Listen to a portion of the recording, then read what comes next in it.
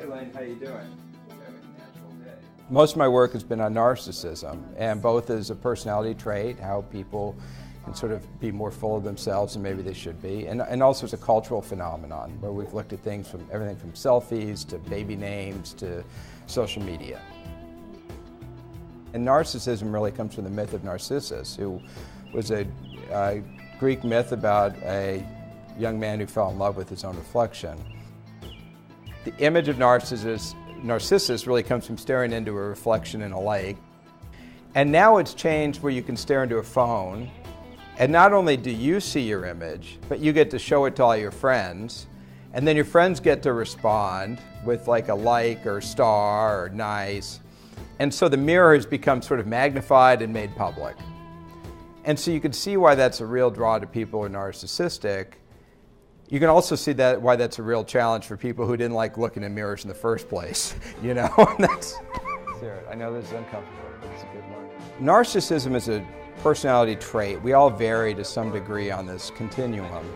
If you get to the extreme of that trait level of narcissism and it starts messing up your life, you damage your relationships, you start getting in trouble at work, it can be diagnosed as a personality disorder.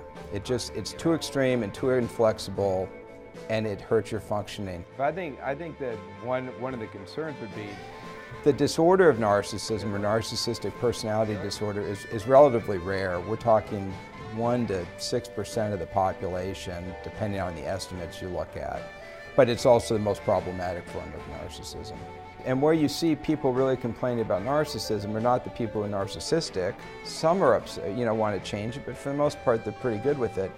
It's their significant other, it's their coworkers, it's their employees, it's the people who they affect in their life. So you can think about it as a disease that affects everybody else and you feel good. What's interesting is sort of looking at these technological changes and how they're going to be linked to cultural changes. So gaming, something I call the great fantasy migration, is this sort of movement into fantasy that we're seeing with people. Gaming is fascinating and complicated.